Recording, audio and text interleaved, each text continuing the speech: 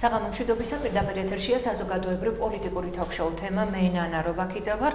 დღეს 20 ოპოზიციური პარტიის ლიდერთა შეხვედრაზე ნაციონალური მოძრაობის თავმჯდომარემ გრიგოლ ვაშაძემ განაცხადა, რომ საარჩევნო სისტემის ცვლილების მოთხოვნისთვის საჭირო 300,000-მდე ხელმოწერა უკვე შეგროვდა.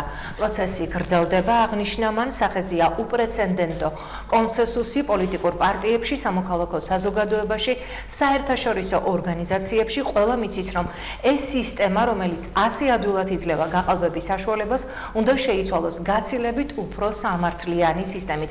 ეს არის გრიგოლ ვაშაძის მიერ გაკეთებული განცხადება. იქნება თუ არა პროპორციული სისტემა უფრო სამართლიანი და რა იძლევა ამის თქმის საფუძველს? ამ და სხვა კითხვებზე დღეს პასუხებს გაგვცემენ ევროპული საქართველოს ქუთაისის ორგანიზაციის თავმჯდომარე ამირან ძოწენიძე, ნაციონალური მოძრაობის ქუთაისის ორგანიზაციის თავმჯდომარის მოადგილე, უკაცრავად ორგანიზაციის თავმჯდომარის მოადგილე გიგა შუშანია და პოლიტიკური ცენტრის გირჩი ქუთაისის ორგანიზაციის თავმჯდომარე. ძალიან დიდი მადლობა მობრძანებისთვის. საინტერესოა, იქნება თუ არა პროპორციული სისტემა უფრო სამართლიანი. ბატონო ამირან, ძალიან საინტერესოა. გისმენთ. გამარჯობათ კიდევ ერთხელ. ესალმები ჩვენს ტელემოყურებელს. ზოგადად იმის თქმა, რომ რომელიმე სისტემა არასამართლიანია, იქნება არასწორი.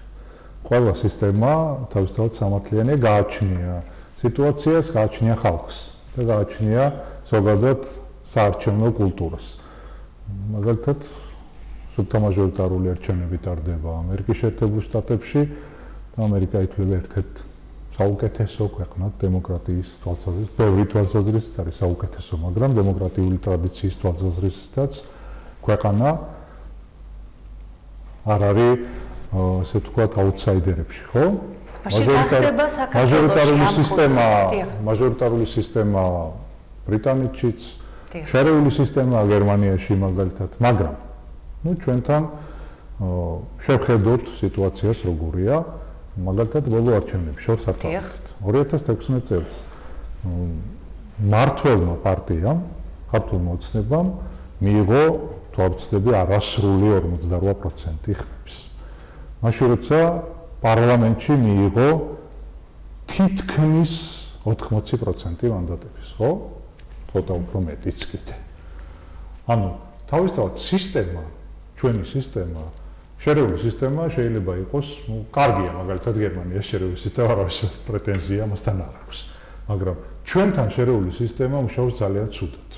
მუშაობს ცუდად, იმიტომ რომ მოგებულ პარტიას არ აქვს ამას მნიშვნელობა, ვინ არის მოგებული, მიაქვს პრაქტიკულად ყველაფერი. ანუ იკარგება ძალიან დიდი რაოდენობა ხმების ჩვენი თანამოქალაქეების და მათ ჩვენი თანამოქალაქეების დიდ ნაწილს არ ყავს საკუთარი წარმომადგენელი პარლამენტში, რომელიც გაახმოვანებდა მის ინტერესს, გაახმოვანებდა მის პოზიციას და დაიცავდა მის როგორც ამომრჩევლის ინტერესს, ხო? აი, ძალიან ისეთია, ხო, აბსოლუტური 48%-მა საკონსტიტუციო უმრავლესობა მიიღო. არა თუ უმრავლესობა, საკონსტიტუციო უმრავლესობა მიიღო, ანუ ნახევარზე მეტი არ უჭერს მისული ამომრჩევლების. მოდით მე ყოველთვის სიტყვას ვახსენებ მისულ ამომრჩეველს. როცა ვლაპარაკობთ 48%-ს, ეს რა თქმა უნდა მისული ამომრჩეველი იხსნება, ხო? ვინც არ მონაწილეობს არჩევნებში, არ მონაწილეობს და ეს თემა. ანუ ჩვენ ვამბობთ ასეთ რამეს, რომ სისტემის სტაბილურობისთვის, ზოგადად სისტემის სტაბილურობისთვის აუცილებელია ყველა ჯგუფს ყავდეს საკუთარი წარმომადგენელი. იმ პროპორციით, რა პროპორციითაც მას ხალხი მხარს უჭერს. იმიტომ რომ ახლა თუ მაგალითად, ასე ვთქვათ, თუ ამერიკის შეერთებულ შტატებში მაჟორიტარული და მას არავინ არ აპროტესტებს, ამერიკის შეერთებულ შტატებში რომელიმე კონკრეტული დაჯგუფება, მცირე დაჯგუფება იმ მაჟორიტარულ როლს ვერასდროს ვერ მოიგებს. იმიტომ რომ ამერიკის შეერთებულ შტატებში საქართველოს ხელა მაჟორიტარული ოლქებია. ანუ ჩათვალეთ, რომ საპრეზიდენტო არჩევნები საქართველოში ტარდება და ახლობით ისეთი მაჟორიტარული არჩევნები ტარდება ამერიკაში, როცა კონგრესში ირჩევენ წარმომადგენლებს, ხო? კონგრესში და სენატში.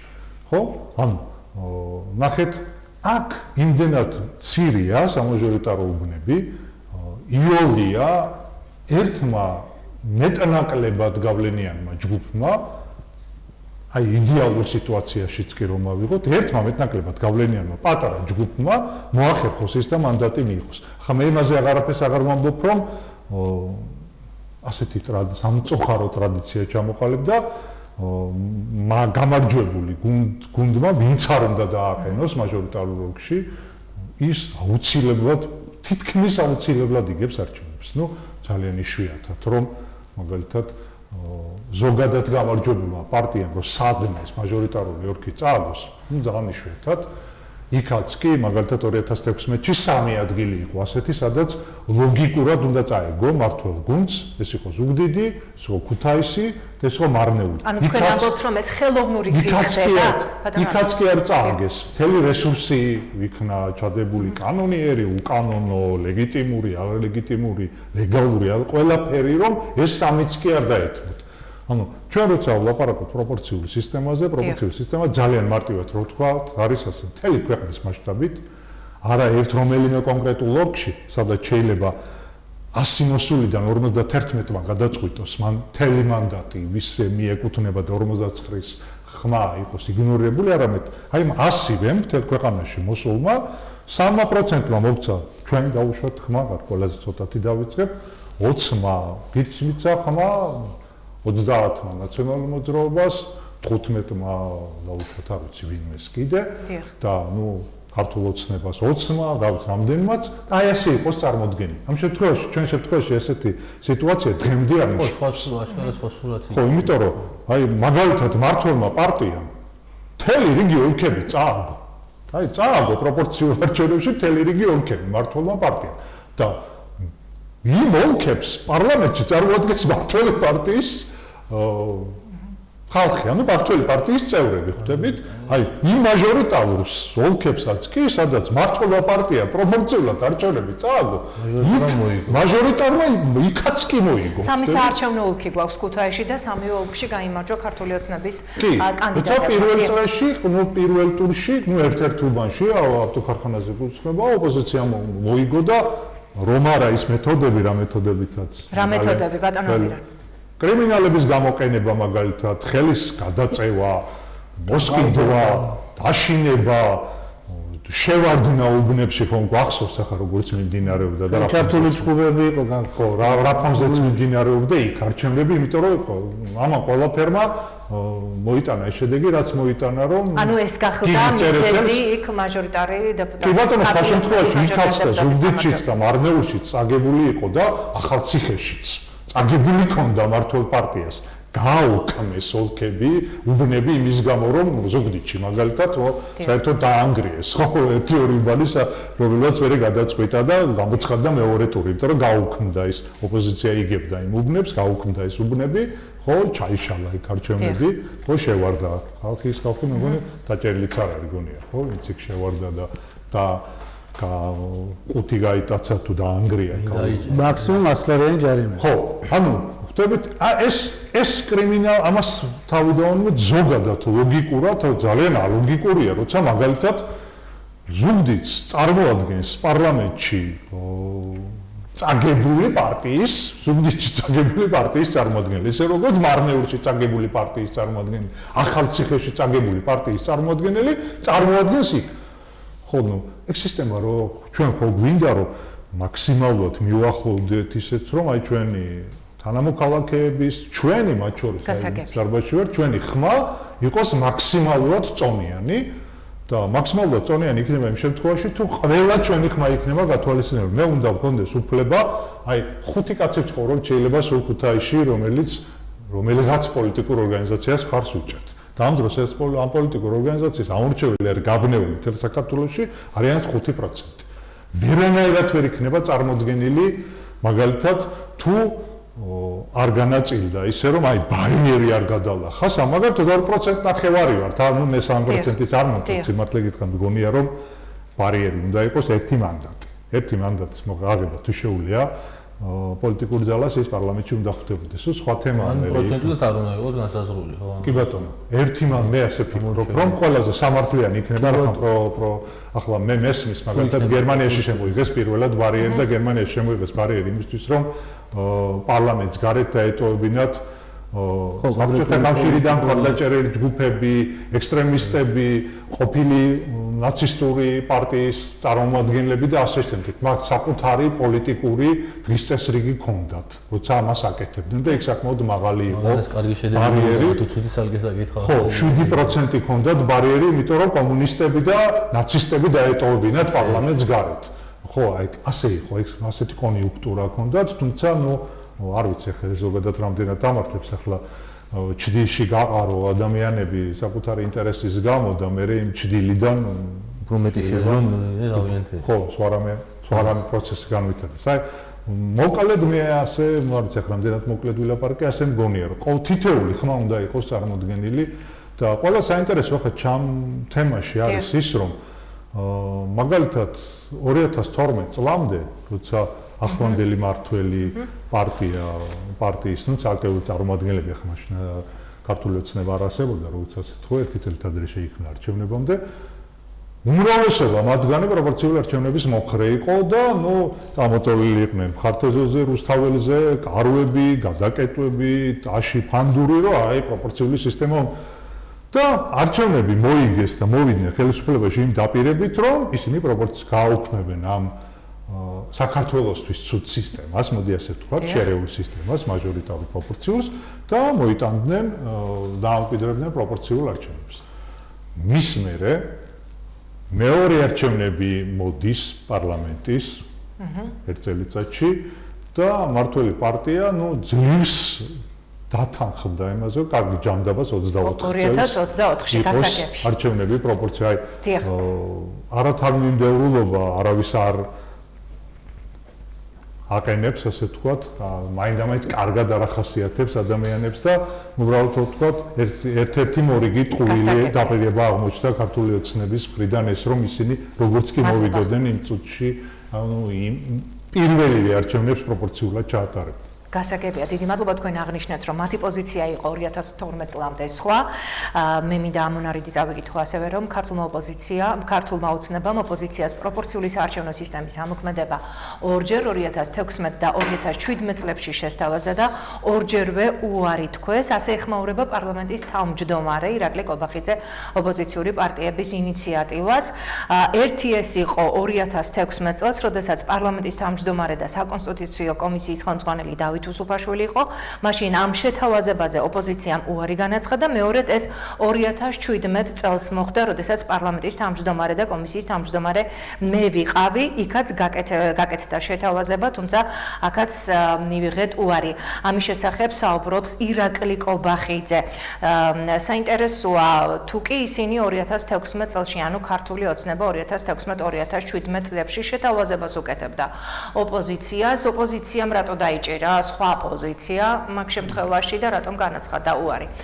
გისმენთ, ბატონო. თქვენ რაც წაიგეთ ჯერადეს და მე ამონარიდი წავიკითხე. იძინა ივანიშვილი ჩვენ კალთებს გვახევდა და თოფილს გვაგდა და ჩვენ ფარები შეიარაღებული ვიცავდით და ვამბობდით რომ აი ეს ხო თვალებში ნაცრი შეყრა. ერთადერთი რაც იყო იმ პირობით თახდებოდა ქართული ოცნება, როდესაც ანუ ეს სიმართლეს არ შეესაბამება. ქართული ოცნების და ჯერ კობახიძეს შემოთავაზება რა არის? მე მგონი თვის ვარცხნილობის გარდა არაფერს არ ეკითხებიან ქართულ პოლიტიკაში, თვითონ ქართულ ოცნებაში და ბიძინა ივანიშვილი სათამაშოდ ოჯინა, ხო? ეხლა სერიოზულად როგორ აღვიქვას ვინმე კობახიძის განცხადება ეს ერთი, მაგრამ თავარი რა. კორექტული ასე არის რეალობაა და კობახიძის გადაწყვეტილი პარლამენტის დეპუტატებს კითხეთ თვითონ ქართული ოცნებისა თუ რამე წვიდავს. დაიშალა ლამის ქართული ოცნება ზუსტად ეკაბესელიას მოусმინეთ, იგივე ყობანარჩევაშვილის მოусმინეთ.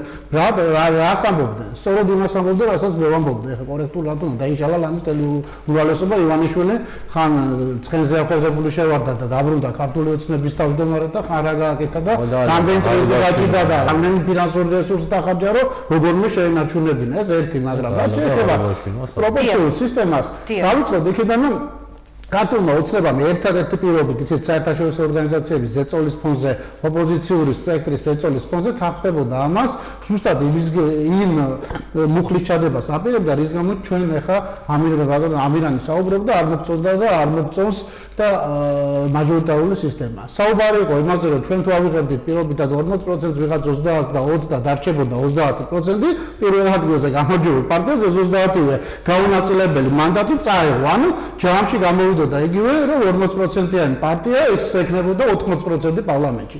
ეხლა ეს გინდა 100 ატრიალე, გინდა ესე ატრიალე, რაცა უნდა დავარქოთ, ჯამი არის ჯამი. ამ ციხაში ეს წყალი 800-ი, ეხლა რაცა უნდა უმატოთ, რომ ზემოდან ამდენია და ქვემოდან ესაკლე, რაოდენობა არ შეიძლება. ეს არის ზუსტად ეს და თვალში ნაცრის შეყრა იყო და ეხლა ამას რაც შეეხება თვითონ პროპორციულ სისტემას.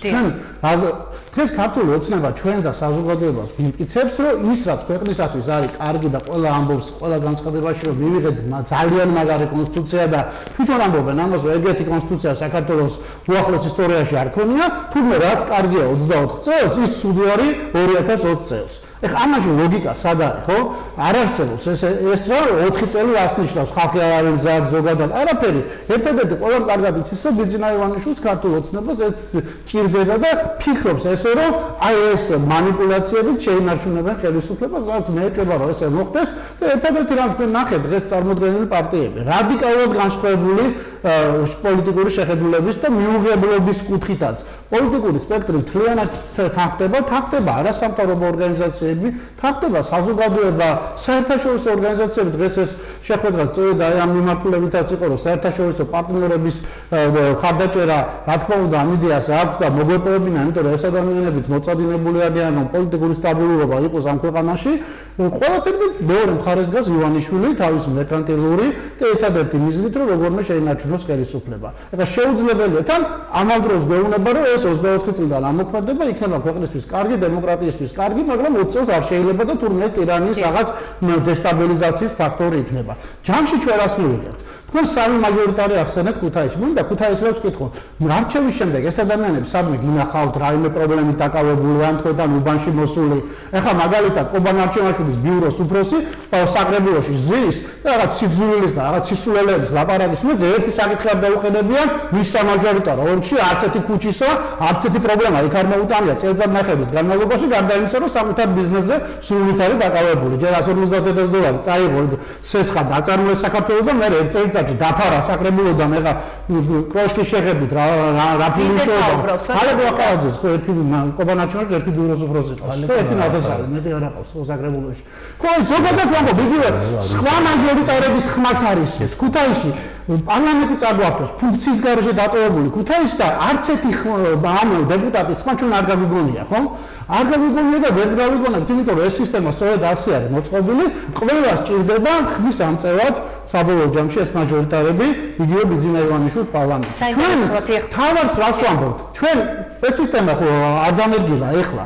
ეს სისტემა იყო შევარდნაძის დროს, შემდგომ ჩვენი ხელისუფლებაში ყოფნის დროს, დარჩა ბიძინა ივანიშვილის დროს და ჩვენ ჯამში რას ვამბობთ? თავარ პრეტენზიას, რომ ერთპარტიული და საკონსტიტუციო უმრავლესობას ყოველთვის მოაქვს პრობლემები. რა თქმა უნდა, ჩვენ ვამბობთ, რომ სწორედ ჩვენი ხელისუფლების დროსაც, ისევე როგორც შევარდნაძის ხელისუფლების დროს, ეხლა მით უმეტეს ქართული ოცნების დროს, ამას პრობლემები მოქონდა და ამას მოყვებოდა იგივე ახლა ივანიშვილის ცდილობა კი არა თითქმის ყველა სასამართლოს და ხელისუფლების ყველა შტოარი მონოპოლიზირებული, სასამართლოდან დაწყებული პროკურატურით და არ არსებობს ინსტიტუტები ქვეყანაში. ჩვენ რა გვინდა ისევე მივიღოთ სისტემა, სადაც გამარჯვებული ყველაფერს მიიღებთ და აბსოლუტურად ექნება დიდი ცდულება იმისა, რაც უნდა კარგი ხალხი მოვიდეს ხელისუფლებაში, როცა ძალაუფლების ამხელა კონცენტრაცია ერთი პარტიის ხელში და ერთი ჯგუფის ხელში დაიწყოს ისევ და გააგრძელოს იგივე გზა, თუ გადავიდეთ პროპორციულ სისტემაში და ერთხელ და სამუდამოდ დავასრულოთ ქვეყანაში ერთპარტიული მმართველობა. ჩვენ ვსაუბრობთ რაზე, რომ როდესაც კონკრეტული პარტია მიიღებს 40%, 30, 40, 14%, შესაბამისი მანდატით იყოს წარმოდგენილი და თუ ეს საკმარისი არ იქნება ხელისუფლების, თქვა იგივე მთავრობის დასაკომპლექტებლად, ერთმანეთთან დაიწყოს დიალოგი ერთმანეთის შეხედულებების მქონე პარტიებმა. ეს დაასრულებს კიდევ ერთხელ ამ ერთპარტიულ მმართველობას იმას, რაზეც დღესაა საუბარი, გუშინ იყო საუბარი, გუშინ წინ იყო საუბარი და ივანიშვილი ამბობდა, რომ ეს არ მოწონდა, როდესაც ნაციონალური მოძრაობა იყო ხელისუფლებაში, იგივე ეს ბატონები, რომლებიც დავესესხები წამოკლაკული იყვნენ, მაპატიე დამსიტყავი რუსთაველზე ყოველდღე და ვინ იზახოდნენ, რომ ეს სისტემა არის ძალაუფლების ხელში ჩაგდებისათვის და ასე შემდეგ და რეებს არაკეთებდა ყირაზე გადადიოდნენ როგორმე ეთქვა თუ აი ამ სისტემის შეცვლა უნდა დღეს ის თავის ხელში ეს ინსტრუმენტი თურმე ის არ უნდა და სხვის ხელში ეს ინსტრუმენტი და უნდა კარგი ყოფილა ეს ინსტრუმენტი როდესაც იძინა ივანიშვილი და ქართული ოცნება ამას საბოლოო ჯამში ჩვენ დღეს დავანახეთ ეს არ გაჩერდება ეს იყო შუალედური შეჯამება დღეს ხელმოწერებისა და კიდევ ერთხელ დაფიქსირება რა თქმა უნდა ეს ხელმოწერები გაგრძელდება ეხლა მე მეეჭვება რომ ივანიშვილს დიდი ხანია ხალხის ხმა არ ესმის მაგრამ იგივე პარლამენტში ამ პროცედურების დაწყებით სხვადასხვა კონსტიტუციით განსაზღვრული აქტივობებით ჩვენი მეგობრების პარტნიორებთან ურთიერთობით საერთაშორისო ორგანიზაციების არასამთავრობო ორგანიზაცია იქნება და საზოგადოების სხვადასხვა ჯგუფის ჩვენ დარწმუნებული ვართ რომ საბოლოო ჯამში ეს მიზანი გარდაუვალ დადგება ჩვენ არამარტო 2020 წელს ბატონ გიგი მანამდე არის ჩვენი ამოცანა ჩვენ მაგალითად ვამოვიდით როდესაც საპრეზიდენტო არჩევნების მერეც ვითხოვდით ვადამდელი და ვამბობთ რომ ვადამდელი საპარლამენტო არჩევნები უნდა ჩატარდეს ჩვენ ვამბობთ წინაპირობას რომ ვადამდელი საპარლამენტო არჩევნებამდე უნდა შეიცვალოს და უნდა გახდეს აუცილებლად პროპორციული სისტემით უნდა ჩატარდეს ეს არჩევნები და პლუს შეიცვალოს საარჩევნო კოდექსი სადაც თანაბარი პირობა იქნება ყველა ჯგუფს იმისათვის რომ სამართლიან გარემოში ჩატარდეს არჩევნები და არჩევნები უნდა ასახავდეს საზოგადოების განწყობას დღეს ეს ასახავს და არჩევნების შედეგები ეკვივალენტია ბიძინა ივანიშვილის ფინანსური რესურსისა ძალაუფლების ჩართვისა და ეუთოს დასკვნაში წერია ზუსტად აი ეს ფრაზა ასახავს ყველაფერს ზღვარი სახელმწიფოსა და ერთი ადამიანის პოლიტიკურ პარტიას შორის წაშლილია, ანუ ბიძინა ივანიშვილის ხელშია ყველა სახელმწიფო ინსტიტუტი, ეს ინსტიტუტები ჩამოშლილია, ჩვენ რაც გარეთში ვნახეთ, რომ საგარეო საქმეთა მინისტრი თურმე იქ ესეთ სენსიტიურ ადგილზე რა ის მოძრაობები ხდება ტელევიზიით და ჟურნალისტები დგებს, ხო? ერთი მაგალითია, ერთი და ესეთი მაგალითები ხშირი გვაქვს ჩვენ, როდესაც სახელმწიფო ინსტიტუტები არ არსებობს, ელოდებიან მხოლოდ ერთი ადამიანის კაპრიზების და ხუშტურების შესრულებას. რათა მეგობრებო ქართული ხალხის გაღარიბების ხარჯზე საკუთარი ქონება და კაპიტალი გაამრავლოს და დაადიდოს. დიდი მადლობა ბატონ თემურ.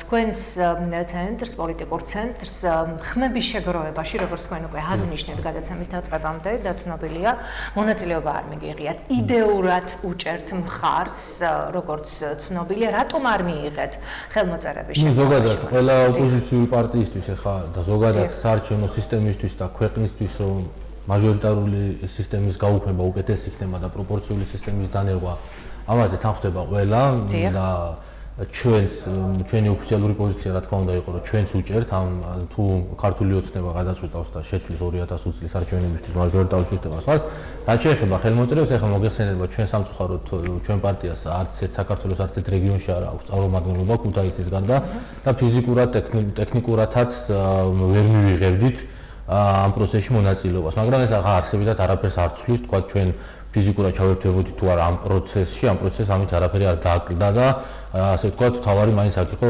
ჩვენი პოზიცია ის რომ ჩვენ ხარს უჭერთ ოპოზიციური პარტიების ამ წამოწყებას და ჩვენს გვინდა რომ ეს სისტემა შეიცვალოს და ეს ძალიან მარტივია, ამის ბევრი მიზეზი არსებობს, თავისთავად თუ საარჩევნო სისტემებს შევხედავთ მაჟორიტარულ სისტემაში ცუდი არაფერი არაა და ეს სისტემა როგორც წინა გამომცვლელებას თქვეს, ბევრგან ძალიან კარგად მუშაობს და ოღონდ ამას ყველაფერს თავისი წინაპირობა აქვს და ბევრი ფაქტორი განაპირობებს რა სისტემა როგორი მუშაობს. მაგალითად თუ ჩვენ შეიძლება პირდაპირ ვერ დავნერგოთ რაღაც აფრიკულ დიქტატორულ სახელმწიფოში რაც საარჩევნო სისტემას არ უნდა ჩაიტანო, ეს სისტემა არ იმუშავებს. ჩვენი პრობლემა არის ის რომ ჩვენ სამწუხაროდ დამოუკიდებლობის მანძილზე, ჩვენი ქვეყნის დამოუკიდებლობის მანძილზე ქვეყანაში ვერ მივიღეთ წარმომადგენლობითი დემოკრატია. მიუხედავად იმისა, რომ დემოკრატიული სახელმწიფო თვითვლებით ჩვენ არასდროს ჯერ ქვეყანაში არ ყოლია დამოუკიდებელი ინსტიტუტები, დამოუკიდებელი სასამართლო, დამოუკიდებელი პარლამენტი და დამოუკიდებელი აღმასრულებელი ხელისუფლება. ყოველთვის საქართველოში ამ პროცესებს და პოლიტიკურ პროცესებს მართავდა გარკვეული ჯგუფი, ადამიანთა ჯგუფი. როგორც ჩევარდნაძის დროს, მიხეილ სააკაშვილის დროს, ისევე ბიძინა ივანიშვილმა წარმატებით გააგრძელა და ის დიდი ნაბიჯი, რომელიც ჩვენ უნდა გადავდგათ წარმომადგენლობით დემოკრატიისკენ, სადაც უკვე ამ სისტემაში მაჟორიტარული სისტემაც მერწმუნეთ კარგად იმუშავებს, ვერ მივიღეთ ეს სისტემა. შესაბამისად, მაჟორიტარი ჩვენთან არ წარმოადგენს და არ ნიშნავს იმ მაჟორიტარს და იმ თქვათ როგორც ამერიკის შეერთებულ შტატებში და გერმანიაში აღნიშნეთ იქ შერეული სისტემა. იქ ადამიანები სხვა გარემოში ცხოვრობენ, სხვა პოლიტიკური სიტუაცია და თუ ჩვენთან მაჟორიტარი ამ სისტემამ და ქვეყანაში არსებულმა მდგომარეობამ და პოლიტიკურმა სისტემამ ჩამოაყალიბა რაღაც მონად რაღაც ბატონად, რომელიც რაღაც იმათ ითვლება ყველაზე მდიდარ, ყველაზე რაღაც ცნობილ ადამიანად და საერთოდ არანაირი კავშირი არ აქვს იმასთან, რომ ის რაღაც ადგილობრივი თვითმმართველობისკენ გადადგმული ნაბიჯი იყოს და ადამიანებს მისი წარმომადგენლობა აყავდეთ პარლამენტში, პირიქით ჩვენ მივიღეთ ისეთი ადამიანები, რომლებიც რაღაც თავიანთი ფინანსური რესურსების გავლენების ხარჯზე ახერხებენ ყოველთვის არჩევნების მოგებას და ყოველთვის იხდებიან ხელისუფლებაში მყოფი პარტიისკენ და სწორედ ამ ყველაფერმა ერთად გამოიწვიეს, რომ მაჟორიტარული სისტემა სამწუხაროდ ჩვენ ქვეყანაში მუშაობს მხოლოდ და მხოლოდ და იმსახურება მხოლოდ და მხოლოდ ერთ რამეს, ემსახურება ხელისუფლებაში მყოფ პარტიას და ზუსტად იმ პროცენტებზე, რა პროცენტებზე ვისაუბრეთ, სწორედ ეს სისტემა აძლევს საშუალებას ქართულ ოცნებას და ხელისუფლებაში მყოფ პარტიას, რომ მიიღოს კონსტიტუციური უმრავლესობა, როდესაც გარანტირებული აქვს თითქმის 90% ყველა რეგიონში მაჟორიტარული სისტემით გამარჯვება. ოლქებში აქ იყო კიდე საუბარი, რომ მიუხედავად იმისა, რომ არის ისეთი ოლქები, სადაც პარტიამ წააგო და მაჟორიტარი ქართული ოცნების რა მოლოდინები გაქვთ თქვენ? აი ოპოზიციური პარტიების გაერთიანების მიუხედავად ჩვენ დღეს მოვისმინეთ პარლამენტის თავმჯდომარის განცხადება და ის ამბობს, რომ რჩება ისევ მაჟორიტარული სისტემით არჩევნები 2020 წელს, ხოლო 2024 წელს უკვე ეს სისტემა უნდა შეიცვალოს. ეს არის პარლამენტის თქვენი მოთხოვნა არის, რომ 2020 წელს მოხდეს. რაც უფრო მალე შეიძლება. რას მივიღებთ? მიუხედავად იმისა, რომ ოპოზიცია გაერთიანებულია 2020 წელს ვიცხოვრებთ უკეთეს ქვეყანაში. 2020 წლამდე გვეყოლება უკეთესი ხელისუფლება. რომელიც 2024 წლამდე არ შეიცვლებას არჩევნებს. არა, კი არ გიგებ, თუ შეიცვლება რა მოხდება ის ხომ კითხეთ და გეუბნებით, რომ თუ მანამდე შეიცვლება 2024-მდე რაც უნდა გაკეთდეს, თქვა თუნდაც კოალიციური მთავრობა, როდესაც საუბარი თუნდაც როდესაც უფრო მოქმედ პარლამენტზე საუბარი და თქვა თუ ჩვენ ქვეყანაში ერთხელაც უნდა დავამთავრებთ იმას, რომ ამ ქვეყანას არ მართავს თქვა 5 და 10 ადამიანისგან შემდგარი ჯგუფი, ეს უფრო მალე, ეს პროცესები უფრო მალე დაიწყება ქვეყანაში და ყველაფერი სხვა პრობლემები, რაზე ჩვენ ვსაუბრობთ, სწორედ აქედან მოდის, როდესაც პოლიტიკური პარტიის მთავარი მიზანია მხოლოდ და მხოლოდ ხელისუფლებაში ყოფნა და მას არანაირი ხედვა არ აქვს, არც ეკონომიკის კუთხით, ანუ საერთოდ წარმოდგენა არ აქვს. ეხლა პარლამენტის თავმჯდომარე ახსენეთ, რომელმაც არ იცის, ეხლა ხვალ იქნება თუ არა პარლამენტის თავმჯდომარე, შეიძლება სხვაგან ზუსტად იმ ხელფასის სიდიდის თანამდებობაზე გადაიყვანონ, ასე ერთი ხელის დაწყაბუნებით, ხო, ეს ყველამ კარგად ვიცით, ხო? და ასეთი ადამიანის განცხადებების ეხლა საუბარი არასერიოზულია. პარლამენტის თავმჯდომარის განცხადება დღეს შეიძლება იყოს ერთი და ხვალ პრაქტიკაში საერთოდ სხვა რაღაცა მივიღო და სხვა რეალობა დადგეს. ეს დამოკიდებულია კიდევ ერთხელ ვამბობ ამომრჩეველზე პირველ რიგში და რა თქმა უნდა პოლიტიკურ პარტიებზეც არანაირი არავის საწინააღმდეგო არ აქვს იმისა, რომ პოლიტიკური პარტიები ერთიანდებიან და ოპოზიცია კი გასაგებია, ძალა ერთობაშია და ერთიანად შეიძლება უფრო ადვილად დამარცხდეს თქვა ქართული ოცნება და მივიღოთ სხვა მთავრობები, მაგრამ ის რომ კონკრეტულად ეხა რაღაცა თუ თქვა ერთი პარტია მაგალითად გირჩევა საუბარი ამ ხელმოწერებში არ მიიღებდა მონაწილეობას, ამითი არაფერი არ იცვლება ჩვენ ეხა იმის სახილი რომ ვიღაცის საქმეს ვაკეთებთ, არასერიოზულია მინიმუმ, ასე შეიძლება შევაფასოთ. ანუ თავარია აქ ვის რა პოზიცია ექნება და ჩვენი დამოკიდებულება თუ ჩვენი სიტყვა რაღაცას ნიშნავს ჩვენი ამომრჩევლისადმი, ყველა მიცის რომ და ყველას უხსნით და ვეუბნებით რატოა მნიშვნელოვანი რომ ჩატარდეს თქვა 2020 წელს პროპორციულად პირდაპირ არჩევნები და არა 24 წელს, 2020 წელს რომ ქართულმა ოცნებამ ახლა დრო მოიგოს და კიდე 2020 წელს მესამე ვადით მოვიდეს ხელისუფლებაში. ეს ხომ ერთადერთ ამას ემსახურება ეხლა. ყველა მიცის ძალიან კარგად. ძალიან დიდი მადლობა. 2 დღე გვაშორებს თუ 3 დღე არ შევწდე არჩევნების მეორე ტურამდე, თაწმინდაზე გაიმართება არჩევნების მეორე ტური, რომელშიც 2 კანდიდატი მიიღებს მონაწილეობას, შალვა შავგულიძე და ლადო კახაძე. ჩვენ ვიცით, რომ არჩევნების პირველ ტურში გაიმარჯვა ყველგან აბსოლუტურად იგივე 5 ქალაქში მერის არჩევნები იყო, საკრებულოს წარმომადგენლების და ასე შემდეგ. ქართული ოცნების წარმომადგენლებმა საინტერესოა რა მოლოდინი გაქვთ თქვენ, ბატონო ამირან, თაწმინდაზე მეორე ტურის არჩევნებთან დაკავშირებით. მეორე ტურში მოახერხა შალვა შავგულიძემ და გავიდა, ეს არის მოიხსენებათ ევროპული საქართველოს და თავისუფალი დემოკრატების კანდიდატი, მას მხარს პრაქტიკულად ყველა ოპოზიციური პარტია უჭერს და ეს არის ძალიან კარგი მოლოდინი რა ჩვენები ყველაფერს აკეთებენ, თავად კანდიდატი ყველაფერს აკეთებს იმისთვის რომ მანდატი იქნეს მოგებული, ეს მე მგონია რომ არ არის მხოლოდ ერთი მანდატი, ეს იქნება კარგი ნიშანი იმისა, რომ ქართულ ოცნებას ამ სიტუაციაში, იმიტომ რომ მე მინდა ცოტ რამდენიმე სიტყვით თქვა, შუალედური არჩევნები ეს არ არის მნიშვნელოვანი არჩევნები ამორჩევეს. კარგად ესმის, რომ შუალედური არჩევნებით ფაქტობრივად არაფერი იცვლება, არითმეტიკის თვალსაზრისითაც არაფერი იცვლება, ახლა იმ 120 მანდატს ქართული ოცნების ერთი დაემატება თუ მაგალითად ევროპული საქართველოს 20 მანდატს ერთი დაემატება, ამითი ძალიან ბევრი რამე პარლამენტში არ შეიცვლება. თუმცა ეს იქნება ძალიან კარგი სიგნალი ამორჩეულის მხრიდან მართველი პარტიისადმი, რომ მათი დრო თავდება და წამზომით ჩართულია. აი მე პირადად აი ამ მნიშვნელობას ვანიჭებ არჩევნებს, თუმცა ის რომ შუალედურ არჩევნებში მეორე ტური დაინიშნა, ის რომ ძალიან მცირე უპირატესობით მოიგო მართველი პარტიის კანდიდატმა, უკვე არის სერიოზული ნიშანი და თან მოიგო საათი.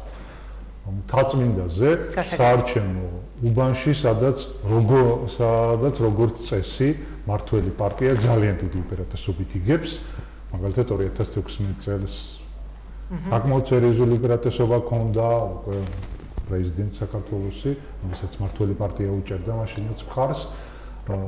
ანუ უკვე სიგნალია გაშვებული, თუ რა თქმა უნდა ქართულ ოცნებაში ესმით ზოგადად ამ არჩევნების ენა, ზოგადად სიტუაციას თუ გძნობენ და ის რომ ახლა მაგალითად მე არ ვიქნებოდი ბატონი კობახიძის ადგილზე ასეთი თავდაჯერებული, იმიტომ რომ მხოლოდ ქუთაისში, სადაც აქტიური არის 55-დან 60,000 ამომრჩევლამდე, ნახევარზე მეტმა უკვე ღიად მოაწერა ხელი, რომ ისინი ითხოვენ პროპორციულ არჩევნებს. გასაგები. აი 20,000-მდე ხელმოწერა, მარტო ჩვენ შევაგოთ ეს უნდა იცოდეთ რა ხელმოწერები ადამიანები იქ საკუთარ პირადობასაც ადასტურებენ ღიად, საკუთარ ტელეფონს წერენ. ასე რომ უნდა იცოდეს ქართული ოცნება თუ მას ესმის ენა ზოგადად პოლიტიკის და აზრზეა პოლიტიკის, მან უნდა იგრძნოს რას ნიშნავს ეს, რომ 60,000 აქტიური ამომრჩევლიდან 30,000 და უფრო მეტი უკვე აწერს ხელს მის წინააღმდეგ ფაქტიურად და ეს გაგრძელდება ჩვენთვის ბოლომდე კიდევ აქვს პროცესი გრძელდება ასე და ვადრობთ კიდე ხელმოწერებს მე პირადად დავდივარ უბან და მეც ვაგროვებ ხელმოწერებს და ვზნობ განწყობას როგორია და მათ შორის იმათიც ვინც თუნდაც ბოლო არჩევნებში, საპრეზიდენტო არჩევნებში მხარს უჭერდა ქართული ოცნების მიერ მხარდაჭერილ კანდიდატს. გასაგები. ასე რომ მე მგონი მშვიდად უნდა იყოს და არც იმის იმედი არ უნდა კონდეს, რომ 2020 წელს მაინდა-მაინც თვითონ იქნებიან ის ძალა, რომელიც ყველაფერს წაიღებს. აი მე არ იკბინონ თითებზე, რომ თვითონ აღმოჩნდებიან ძალიან დიდ უმცირესობაში, როცა მათივე დაგებულ მახეში თვითონვე გაებმებიან და სხვები წაიღებენ ყველაფერს, წახიკავენ მათ შორის მათ მანდატებს. უღრმესი მადლობა ამირან ძოწენიძე, ევროპული საქართველოს ქუთაისის ორგანიზაციის თავმჯდომარის მოადგილე, გიგა შუშანია, ნაციონალური მოძრაობის ქუთაისის ორგანიზაციის თავმჯდომარის მოადგილე და თემურ ცამციშვილი, პოლიტიკური ცენტრის გირჩი ქუთაისის ორგანიზაციის თავმჯდომარე გახლდათ. გადაცემის პირველი ბლოკის სტუმრები, გადაცემის მეორე ბლოკში გვეყოლება ქუთაისის მაჟორიტარი დეპუტატი გენადი მარგველაშვილი და ბატონ გიგა, მე აუცილებლად დავიტოვებ თქვენ შეკითხვას, იცნობს თუ არა მაჟორიტარი დეპუტატი ქუთაისის მოსახლეობას ხვდება თუ არა მათ და რა თანამშრომლობა გააჩნია პარლამენტი დარჩენილი. კი ბატონო, იმისათვის რომ ქუთაისში პარლამენტი დარჩენილი იყო, ამ კითხვებს აუცილებლად დავუსვამ. ბატონ გენადის უღრმესი მადლობა წარმატებულ საკონსტიტუციო ცვლილებებს, რომელიც ყველაზე მნიშვნელოვანი იყო და არა რეგლამენტს, რომელშიც მისი ხმა არავის აჭირდებოდა. საკონსტიტუციო ცვლილებებს ყველა მაჟორიტარმა დაუჭირა მხარი და ეს გახდა საფუძველი პარლამენტის წაღებისა და რეგლამენტში დაუჭერდნენ თუ არა 76 ხმა მაგად გარეშე წყავდა ქართულ ოცნებას და ეს ტრიუკი ახლა არავის არ გაუვა და დავიტოვე მე შეკითხვები და აუცილებლად ვკითხავ ბატონ გენადის რეკლამაზე გვიწევს გასვლა რამდენიმე წუთში კვლავ პირდაპირ ეთერში დაბრუნდებით. ჩვენ კვლავ პირდაპირ ეთერში ვართ. გადაცემის მეორე ბლოკის სტუმარი მინდა წარმოგიდგინოთ ქუთაისის მაჟორიტარი დეპუტატი პარლამენტში განათლების მეცნიერებისა და უკაცრავად კულტურის კულტურის კომიტეტის თავმჯდომარის პირველი მოადგილე გენადი მარგველაშვილი. ძალიან დიდი მადლობა ბატონო გენადი მოგზაურობისთვის. პირველი კითხვა მექნება თქვენთან 20 ოპოზიციური პარტიის ლიდერთა შეხვედრა გაიმართა დღეს, სადაც მათ აღნიშნეს, რომ საარჩევნო სისტემის ცვლილების მოთხოვნისთვის საჭირო 300,000-მდე ხელმოწერა უკვე შეგროვდა და პროცესი გრძელდება. საუბარია პროპორციულ სისტემაზე, რომელიც დაანონსებულია 2024 წლისთვის, მაგრამ ოპოზიციური პარტიების ლიდერები და მათი პარტიის წარმომადგენლები მოითხოვენ, რომ პროპორციული სისტემით არჩევნები ჩატარდეს 2020 წელს. საინტერესოა თქვენი ხედვა ამ საკითხთან დაკავშირებით. პირველ რიგში მივესალმები ქუთაისის მაყურებელს, მიულოცა სრულიად სამართლმადიდებლო სამყაროს ამაღლების დღესასწაულს. მათ ცოტა უცნაურ თემებთან ვარ საქმე, მე შემიძლია ხმამაღლა ვთქვა, რომ როდესაც წინა საკონსტიტუციო განხილვები მიმდინარეობდა, ჩვენი უმრავლესობის ნაწილი და მათ შორის მეც სხვათა შორის მხარს სწორედ რომ პროპორციულ არჩევნებს უჭერდით, იყო სხვადასხვა მიმართულებით დისკუსიები, ხშირად ამ დისკუსიებში ჩართული უნდა ყოფილიყვნენ სწორედ ოპოზიციური პარტიები, რომლებმაც თავის დროზე ამ ტიპის განხილვებზე თქვეს ვარი.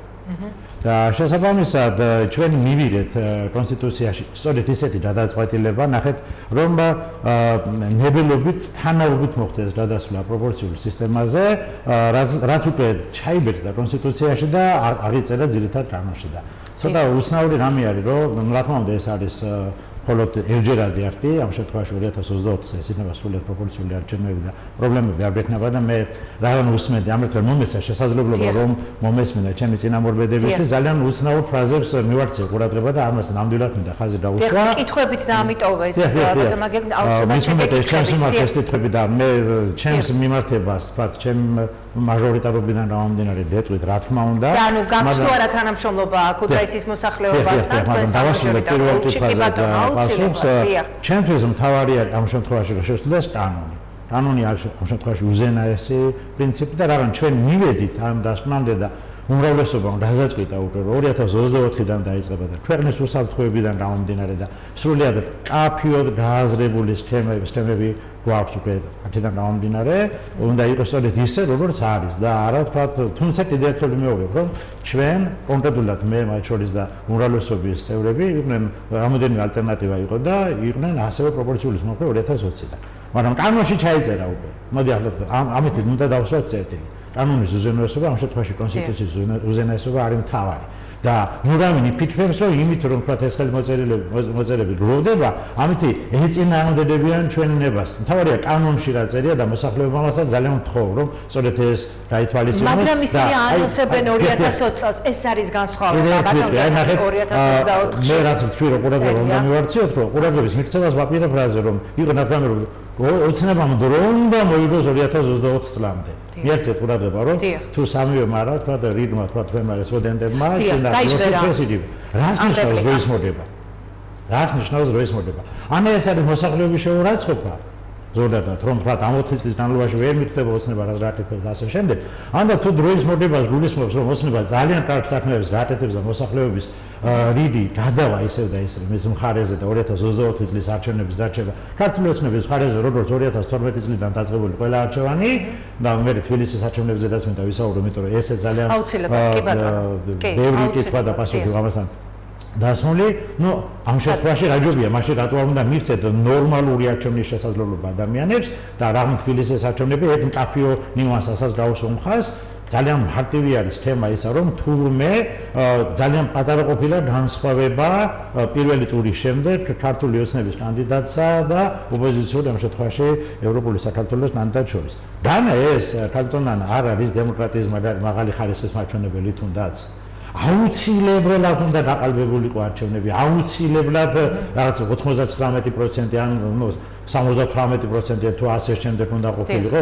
აღარ მინდა გავიხსენო 2008 წლის იანვრის არჩევნები, როდესაც ნამდვილად ყველამ იცის, რომ მეორე მხარემ გაიმარჯვა ზუსტად იმ ოლქებში, რომელზეც იყო საუბარი და რომელზედაც ვთქვათ აქცენტირებას აკეთებდნენ ჩვენი რესპონდენტები წინა ბლოკისა, მაგრამ მაინც შედეგი დარჩა სულ სხვა, რამაც გამოიწვია სერიოზული აშფოთება და დარღვევა და ასე შემდეგ. იცით თქვენ ეს ამბები ყველამ კარგად იცის. თუმცა მე ისევ და ისევ არ გამოვიჩევი ამ აგრესიულობის გახსენებით და ამ შემთხვევაშიც არ ვიტყოდი ამ. რაც შეეხება კონკრეტულად ჩემს მაჟორიტარობას და იმას ვიტყოდ თუ არა, ქალაქს გარდა ქალაქისა და გაქვს თუ არა თანამშრომლობა მოსახლეობასთან. დღეს ჩვენ დავხსენეთ ქალაქში ორი სკოლა. ორი ახალი აღორძინებული სკოლა, რომელშიც ძალიან დიდი მადლობა მინდა გამოუთქვა ამერიკის საერთოსა და მილენიუმის ათასლეულის გამოწვევის ფონდსა და კორპორაციის მიმართ, აღარ ჩამოვთვლი წარმომადგენლებს, ეს იყო ალბათონ ელიზაბეთ რუთი ჩვენთან ელჩის მოვალეობის შემსრულებელი და ამავე დროს შეიძლება გამოვყოთ ალბათონი მარდა მაღრაძე, რომელიც არის ქართული ინფლის დირექტორი ამ კორპორაციის ორი უმაღლეს დონეზე აღორძინებული სკოლა, მე-10 სკოლა და 32 სკოლა, სადაც თუ მთელი სკოლა არა, მთელი თემი იყო შეკრებილი და თითოეულ მათგანთან იყო სრული კომუნიკაცია, ამავე დროს ბავშვებთან კომუნიკაცია, რომლებიც თვითონ თავის ხელით ატარებდნენ ლაბორატორიული ცდებს უკვე იმ სკოლებში, იმიტომ რომ გარდა იმისა, რომ სკოლები აღორძინდნენ, ამავე დროს პროგრამები იქნება ეს თუ ადამიანური რესურსი იქნება ასევე რაც მაღალ დონეზე იქნება გადამზადებული რომ ჩვენივე შვილები კარგ და აღორძინებულ სკოლებში შევიდნენ ეს არ არის მხოლოდ ორი სკოლა ამ ორი სკოლის გარდა კიდე 6 სკოლაა და გარდა ამისა კიდე ქალაქის მმართველობას მუნიციპალიტეტს და დეცენტრალიზაციის პირობებში და ქალაქის მერიას ძალიან ბევრი სხვადასხვა კომპარტიის და ძალიან ბევრი სკოლის აღორძინება დაგეგმილი იმ ფინანსებიდან გამომდინარე რაც ბიუჯეტში გამოიყოფა და იქ ჩვენ დაახლოებით დღეს შევხვდით 3000-მდე ადამიანს ორივე ჯამში თუ ვიანრაგში თუ ორივე სკოლას. ნუ საერთოდ ამ დროს როცა ანუ ერთ დღეში არის 3000 ადამიანი. ჩვენ სამაგალითოში ამავე დროს არ არის მხოლოდ ქალაქი, არის ასევე 8 სოფელი, ასე ვთქვათ, 3 თემი, სადაც თერჯოლის მიმართულება, ეს არის ბოდობნის თემი და ნარარევი ჭალასთავი და ბროლის ქედი, ამავე დროს არის პახშევის და იწევთ მათთან ურთიერთობა, ბატონო გერმანიაში. ჩვენ ამ პერიოდში ქონდა ძალიან მნიშვნელოვანი პროექტების გახსნა ამ მიმართულებით, გავხსენეთ ცხინვალე გზა, 6.5 კილომეტრის სიგრძის ბეტონის გზა და თავიდან ბოლომდე დავხსენეთ ეს სოფლების ზედა მხარე, ბოდობნის მხარე, გაზიფიცირება მოხდა სრული, თუმცა ეს არ არის ყველაფერი. ანუ თქვენ ამით იმას ამბობთ, რომ ძალიან კარგად იცნობთ მოსახლეობის პრობლემებს. მე ვარ არჩეული. და თუ არჩენ ანადო ყველას მიმართ არ შეიძლება იმ თეზების წარმოთქვა რაც მათ გვაქვს და ჩემ თვალებში ვერ შემომხედავდნენ მით უმეტეს ქუთაისში თქვა პარლამენტის დატოვებაზე როცა არის საუბარი იცით რომ ეს კითხვაც აუცილებლად უნდა დავსვათ რატომ მისცა ბატონმა გენადმა საკონსტიტუციო ცვლილებებს ხმა როდესაც ეს ეხებოდა პარლამენტის გადატანას ქუთაისიდან ეს იყო ბატონ გიგაშვილის შეკითხვა პარლამენტის გადატანა რომელიც წერია რეგლამენტში მე მივეცი წინააღმდეგ და დავადასტურე ჩემი წინააღმდეგობა რაც შეეხება შემდეგ არ მიგიცია საკონსტიტუციო და მან ძალიან არა, საკონსტიტუციო ცვლილებებს მე ხმა მივეცი, ახალი ფაქტიურად ახალი კონსტიტუციას ხმა მივეცი, იქიდან გამომდინარე მე ვარ იმ გუნდის წევრი, რომლისთაც ვარ და გუნდის წინააღმდეგ უბრალოდ არ წავედი. იყო კონსენსუსი, გუნდი ერთმანეთის გვერდით დგას ყოველთვის, როცა საჭიროა და ეს არ შეიძლება, ამას ალტერნატივა არ აქვს, აღარ იმ გუნდში ვარ. თავის დროზე, როდესაც საჭირო იყო და სადაც რეგლამენტში წერია ქუთაისის პარლამენტის ადგილმდებარეობის ადგილი იქნებოდა თუ არა ქუთაისი თუ თბილისი, მაშინ მე გამოვხატე ჩემი პოზიცია და გუნდში ამ ალტერნატიულ პოზიციის გამოხატვას არავინ არასდროს არ უშლის პირიქით, მე სწორედ ამ გუნდის წევრი, სწორედ იმისთვის ვარ, რომ თავისუფლად შემიძლია ჩემი აზრს გამოხატვა ნებისმიერ წამს. თუმცა დამეთანხმებით ალბათ მაინც ბატონ გენადი რომ არ იყო ეს ქუთაისისთვის სასურველი ფაქტი პარლამენტის ქუთაისიდან გადატანა თუმცა საზოგადოების ძალიან დიდი ნაწილი ძალიან ბევრი მაგრამ ნახეთ მე დავასრულებ ახლა უკვე აშკარად ჩანს ის პერიპეტიები რაც ტექნოლოგიური უნივერსიტეტის ივლისში შეიძლება შეიქმნას აშკარად ჩანს ის ამწერკრანები და შორიდან ჩანს რომლებიც თქვა აშენებენ ამ თუმცა შეიცვალა ციფრები თავდაპირველად იყო 60,000-ზე საუბარი და გაცილებით შემცირდა ეს ციფრები ის არის რომ სწორად თუ არა დაუშვათ ქუთაის აღორძინებას ტექნოლოგიური უნივერსიტეტი მაინც არ იყო დაგეგმილი 60,000 თავიდანვე ხო არ იქნებოდა კარგი იქნებოდა საერთოდ დათვლით რომ საერთოდ ჯამში ნენელა ნებელობით და ზომიერად მივიდეთ ამ ციფრებამდე თუმცა ის რომ ახლა იგივე თქვა ერთ-ერთი თქვენი რესპონდენტი სახელმწიფოს არ დავასახლებ დადიოდა თავის დროზე ერთად და ერთ-ერთი კიდე სხვა პიროვნებასთან ერთად და ლექციებს ატარებდა და ახლა კონვენციის თავმჯდომარეს არ იყოს თქვა ყველა შეუძლია მიხდეს ვიზე არის საუბარი ახლა შეიძლება დარწმუნდეს იმაში რომ ეს იქ არ მოხდება და ნებისმიერი სხვა პოლიტიკური რა დავარქვათ ყვითელი სინამდვილე რომელიც უნდა თქვა ხალხს თვალებში შეაყარონ იქიდან გამომდინარე რომ არჩევნების მოდება არის ამ ადამიანის ერთადერთი მიზეზი არჩევნები და ახლა ბატონი ბიძინა ივანიშვილი რო არ იყოს მაშინ არ ვეშველებოდა დაახლოებით ასე იმიტომ რომ მე დაახლოებით 15 წუთის განმავლობაში ამ სახელის და გვარის მენა და მის ასე რომ ვთქვათ ყველა მიმართულების უზურპაციას ვისმენდი თითქოს ამ ბატონებიდან და ერთი პატარა მაგალითის მოყვანა შემიძლია ძალიან ცუდი ამბავი მოხდა საფრანგეთში ციფრენ პარიზის ღვთისმშობლის ტაძართან დაკავშირებით და შეიკრიბა ძალიან ბევრი წარმომადგენლობითი თქვათ ადამიანები რომლებსაც დიდი შემოსავლები აქვს საფრანგეთში მილიარდელები და საერთო ჯამში მოხდა თანხების მობილიზაცია და თუ დაინტერესდნენ თქვენი რესპონდენტები იგივე თქვათ სამების ტაძარში თქვათ ბატონი ბიძინა ივანიშვილის ცნობილი ფაქტია ბატონ გენერალ შეადარონ ამ ადამიანებს ახლა იმ ადამიანებისთვის და შინა უნდა შედობა არ აქვს დაახლოებით ამის გამინდა იგივე ტექნოლოგიური უნივერსიტეტი იგივე ჩვენი რაგბის მოედნები და ქუთაისის რაგბის მოედნები და იგივე ძალიან ბევრი ბატონ გენერალ რადგანაც აი ესე სიღრმისეულად შეეხეთ ამ თემას არის თუ არა ალტერნატივა ტექნოლოგიური უნივერსიტეტი პარლამენტისა ქუთაისში არსებული პარლამენტისა მოუტანს თუ არა ეს ქუთაის ეკონომიკურ განვითარებას და მოუტანს თუ არა იმ სარგებელს დაუშვათ რასაც ველოდებოდით პარლამენტიდან პარლამენტიდან რა სარგებელსაც ველოდებოდით სამწუხაროდ ის იმ ნაირი სარგებელი არ მოვიდა. ანუ პოლიტიკური ერთეულის გაძლიერებით ეკონომიკური სარგებელის მოტანა ალბათ შეიძლება, მაგრამ იმდენის ნამდვილად არა. მაგრამ მიზეზები ამისიც დასახელდა განათლებიდან გადატანა, რომელიც 2012 წლიდან ხორციელდება. განათლებიდან რაც შეიძლება მეტი დივიდენდები წამოვიდეს, რაც ბიზნესის კეთებიდან, რაც სასტუმროების აღორძინებიდან, რაც აუცილებლად უნდა შეიძლება ბევრი მაღალი დონის სასტუმრო ტურიზმის განვითარებიდან, ჯანდაცვის სფეროს მაღალი დონეს დაყენებიდან, ანუ იმ ჩამონათვალიდან, რომელიც ხშირად გამეკეთებია მე და რომლის საფუძველი და საფუძველი ალბათ ნანა არის განათლება, საფუძველი და საფუძველი. ხუთივე მიმართულება განათლებისა და მე ძალიან მკაფიოდ და სწრაფად მინდა რამოდენიმეს გავუსვა ხაზი, რომელიც სამწუხაროდ განადგურდა რაღაცა დროის განმავლობაში, როდესაც შენობების კი გამოართვეს და პრივატიზაციები გააკეთეს იგივე სკოლამდელი განათლების შენობებზე საუბარი ბაღებში, რომელშიც ძალიან დადატვირთული არის ახლა და ყველანაირად ვცდილობთ ჩვენ რომ ეს პირველი და ყველაზე უფრო მთავარი კომპონენტი განათლებისა ჩადგეს იმ საწყისის მდგომარეობაში, რომლიდანაც უნდა მე მივიღოთ მაღალი დონის ზედნაშენი. ანუ ამ შემთხვევაში ბაღებში განათლება, გადატვირთული ბაღები და ეს კომპონენტები ძალიან ბევრია, 7 სხვადასხვა კომპონენტია, რომელიც ბაღების ავტორიზაციას უნდა თქვათ რომელსაც ბაღების ავტორიზაციას უნდა შეუწყოს ხელი და ამ 7 კომპონენტიდან ბევრ მუნიციპალიტეტებში ჯერჯერობით არ არის ჩვენ მოწესრიგებული ყველაზე უფრო მთავარი, რომელსაც ქვია ინფრასტრუქტურა და პერმანენტულად ხდება ახალი ბაღების გახსნა, მაგრამ არ არის საკმარისი იმდენად განადგურდა თავის დროზე ესა, ხო?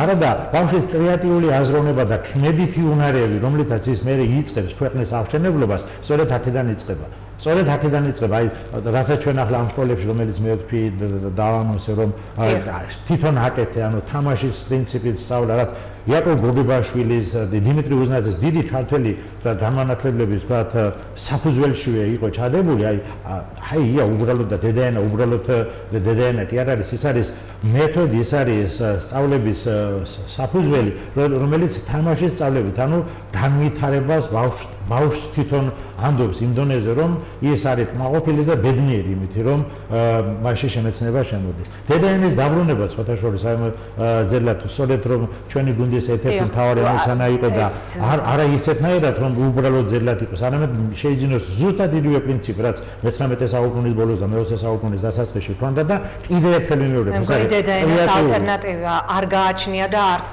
ექნება არც. თუმცა მე-21 საუკუნეში ის უნდა იყოს შესატყვისი ისეთნაირად მოწოდებული, რომ ბავშვისთვის ისეთივენაირად საინტერესო იყო, როგორც მე-19 საუკუნის ბოლოს და მე-20 საუკუნის დასაწყისში, როცა მან გაზარდა უამრავი უმაღლესი დონის მეცნიერი. სწორედ დედაენის თუ საინტერესოდ მეჩვენებოდა. დიახ. აი ეს არის ყველაზე უფრო მნიშვნელოვანი. ეს არის ქუთაისის ალტერნატივა. სწორედ ამაშია და მე დღეს სწორედ ამ შეხვედრაზე ეს სამი მაგალითი მოვიყვანე. ნახეთ, მაგალითი პირველი, როდესაც დავით აღმაშენებლის დროს ჯერ დელათის აკადემია შეიქმნა და სწორედ იმას მოყვა შემდეგ საქართველოს დამთლიანება და გაძლიერება.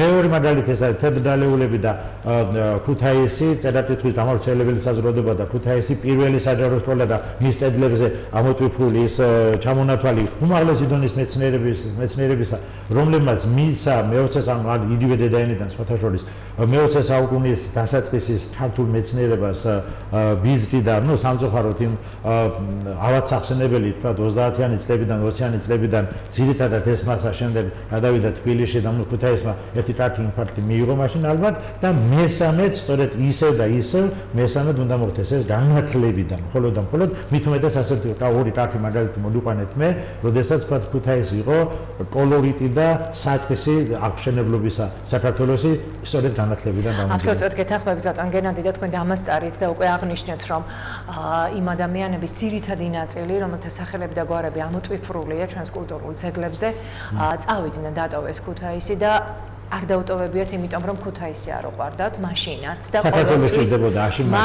და ყოველთვის ქუთაისი ვერ აძლევს შემდეგ განვითარებას სამწუხაროდ იმიტომ რომ აქ არ არის შექმნილი გარემო რომელიც გამოადგება შემდეგი ეტაპებისთვის საზოგადოებას სწორედ ამიტომ ჩვენ ძალიან ბევრ ახალგაზრდას ვკარგავთ და ტოვებენ ქალაქს სამწუხაროდ რა თქმა უნდა და არ არის საჭირო სტატისტიკა ქუჩაშიც რომ გაივლი უკვე ეტყობა რომ ქუთაისი ნელ-ნელა სამწუხაროდ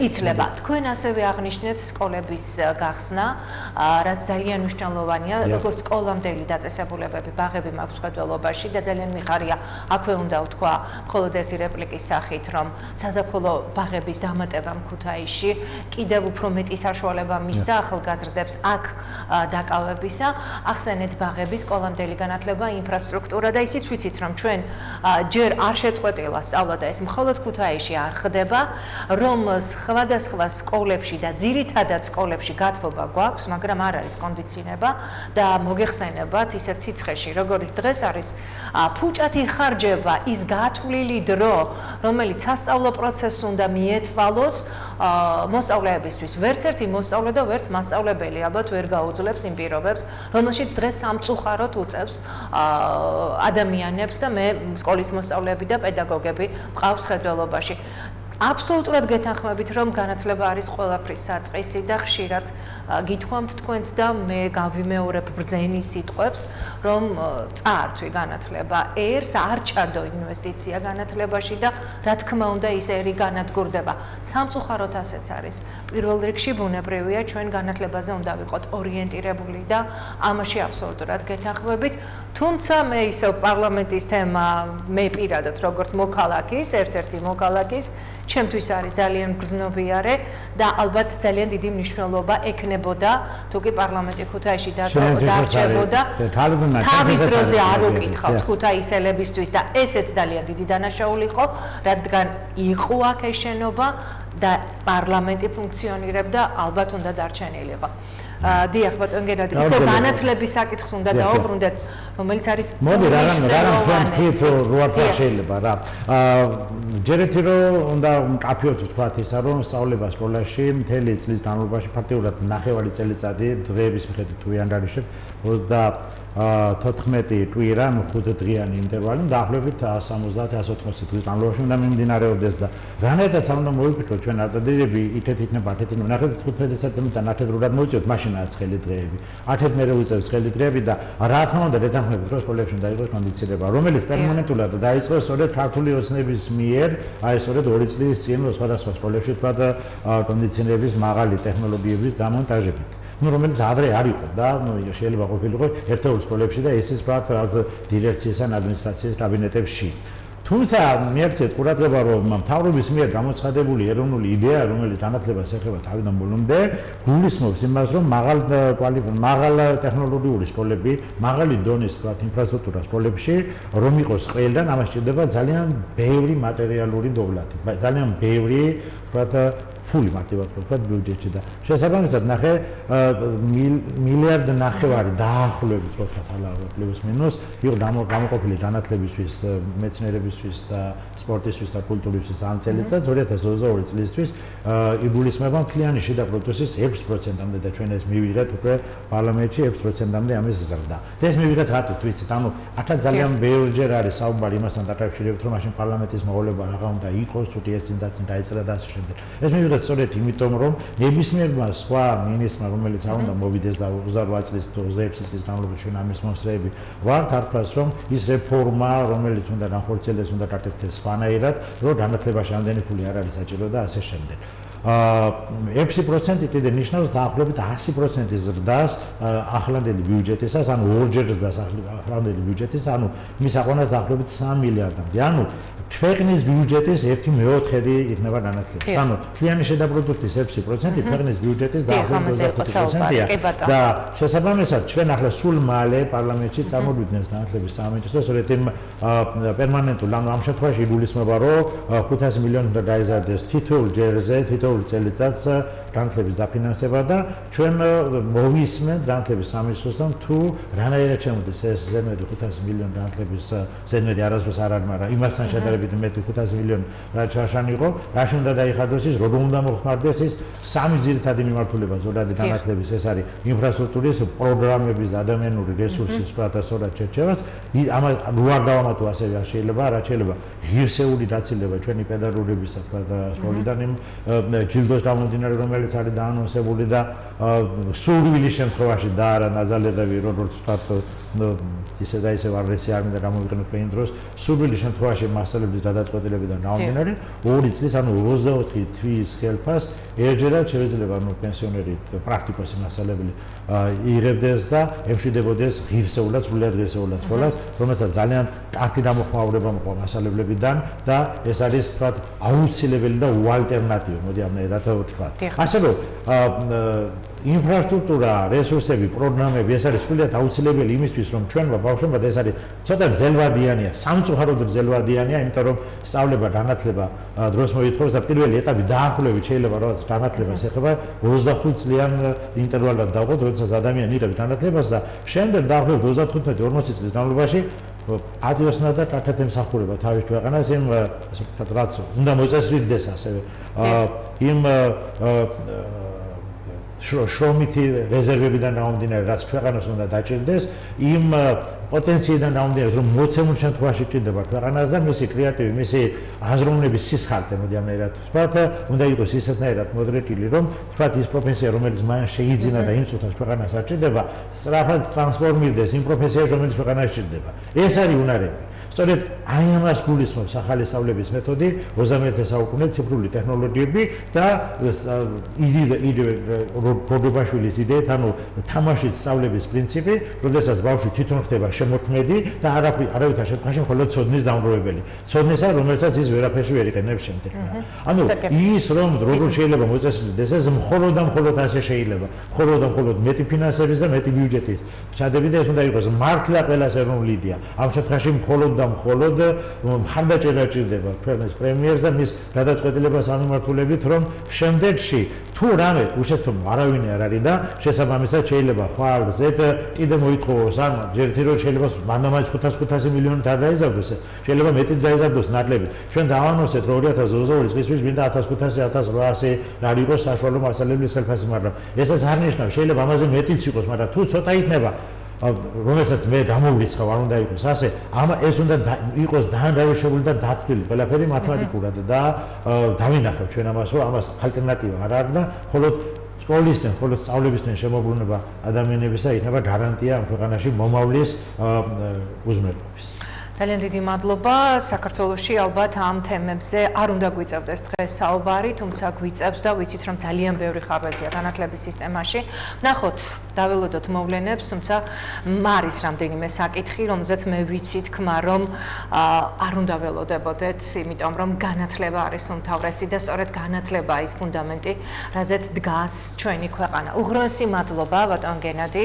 შევახსენებ ჩვენს ტელემაყურებლებს, რომ ჩვენი გადაცემის მეორე ბლოკის სტუმარი გახლდათ ქუთაისის მაჟორიტარი დეპუტატი პარლამენტში განათლების, მეცნიერებისა და კულტურის კომიტეტის თავმჯდომარის პირველი მოადგილე გენადი მარგველაშვილი. ძალიან დიდი მადლობა რომ იყავით ჩვენთან ერთად. მე გემშვიდობებით მომავალ შეხვედრამდე. ნახვამდის.